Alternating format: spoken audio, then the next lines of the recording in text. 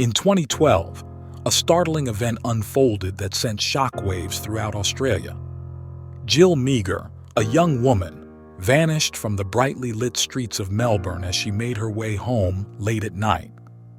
Within days of her disappearance, tens of thousands of individuals flooded the streets, eager to uncover the unsettling truth. In this video, we'll delve into the mystery surrounding Jill Meagher's disappearance and explore its profound impact on Australian society as a whole.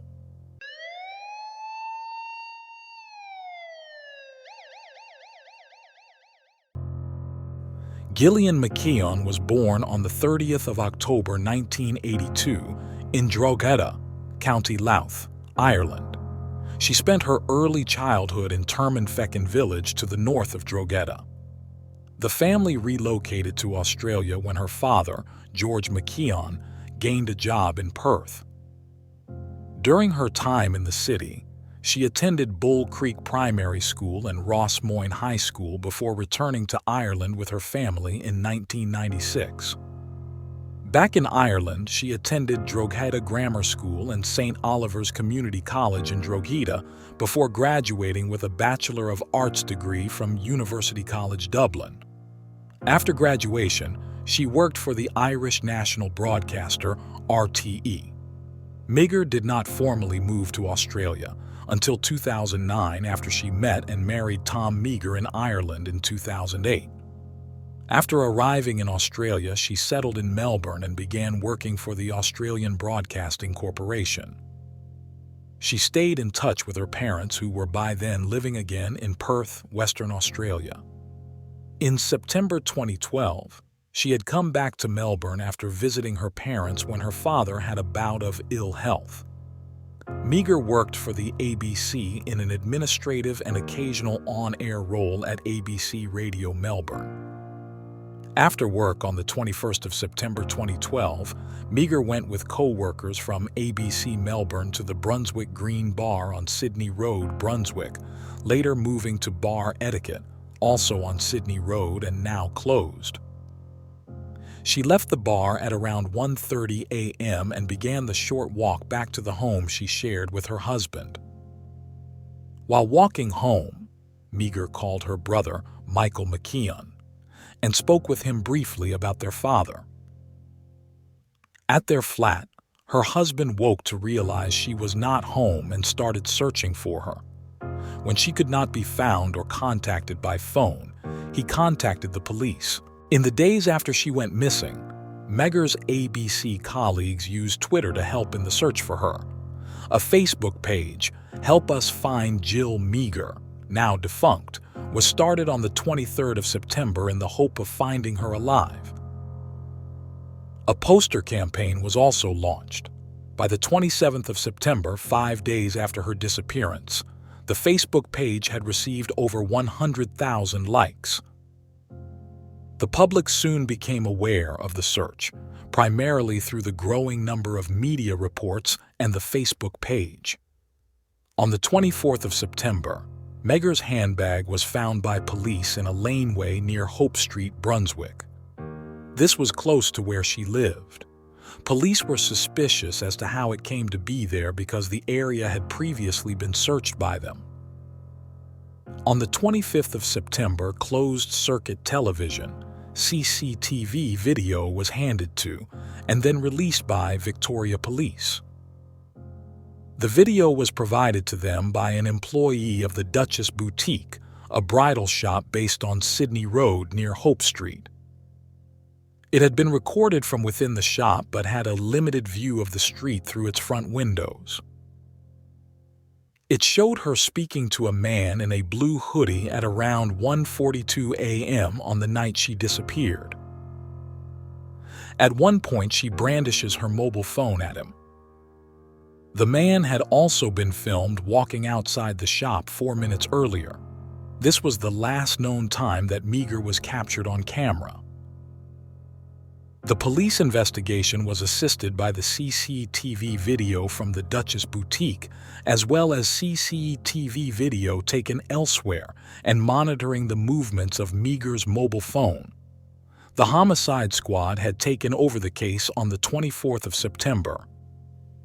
Prior to receiving the CCTV video from the Duchess Boutique on the 25th of September, they had thoroughly searched the Meaghers' flat and took away some possessions, including their car, for testing.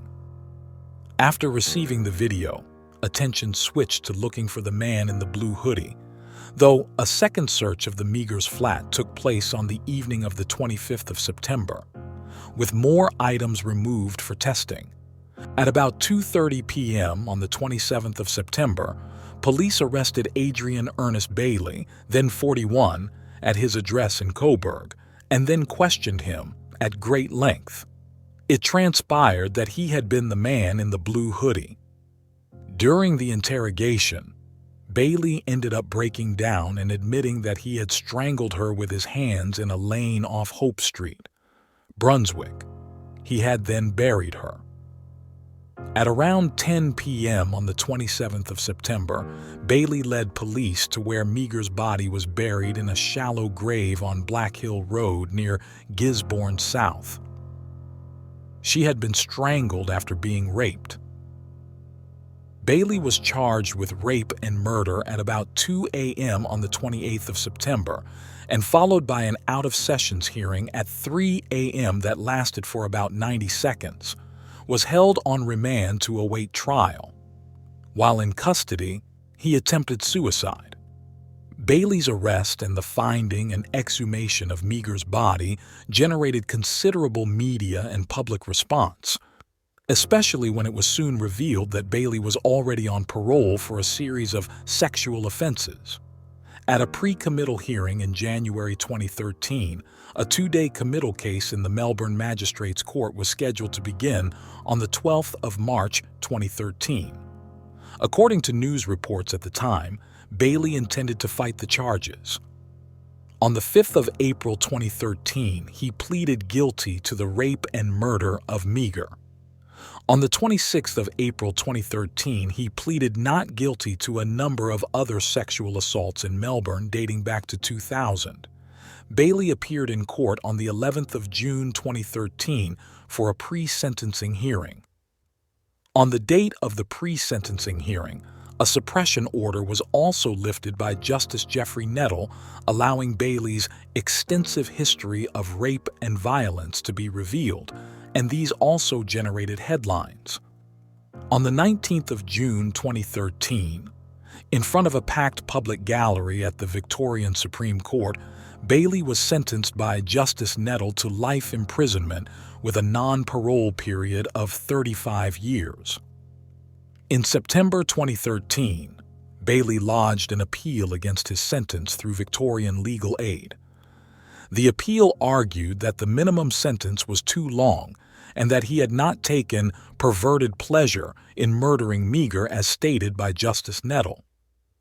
On the 26th of September 2013, the appeal was dismissed in less than 10 minutes after hearing argument from counsel on both sides over approximately 1.5 hours during the days beforehand.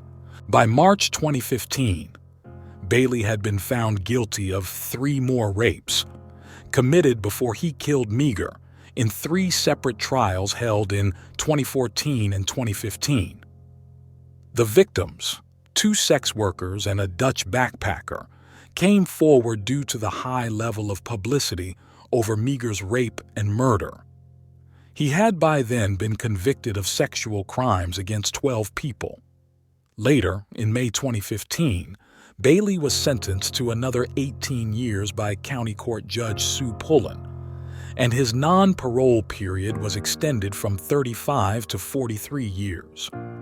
On the 25th of June 2015, Bayley lodged an appeal against 2 of the 3 convictions and the extended non-parole period received in May 2015.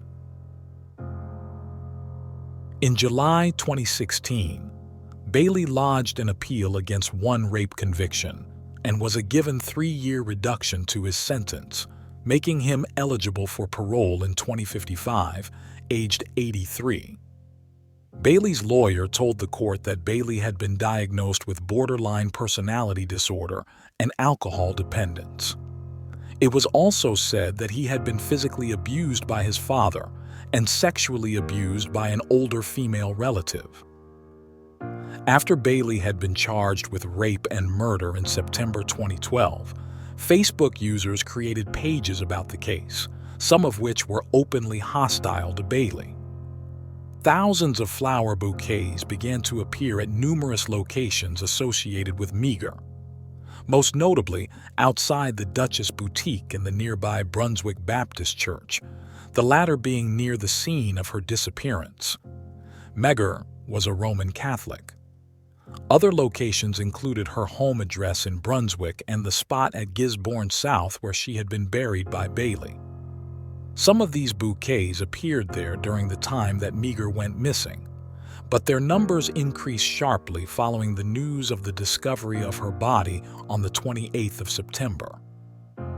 When authorities began to dismantle the floral tributes, it became a media story. Numerous chalk messages were also left on the footpaths in the vicinity where Meagher had vanished. A candlelight vigil was also held at the Brunswick Baptist Church. A condolence book for Meagher has been set up on the Legacy Australia website by the Herald Sun newspaper. As of July 2015, it has attracted nearly 3,000 entries, many from people who have stated that they had never met Meagher. Thank you for watching.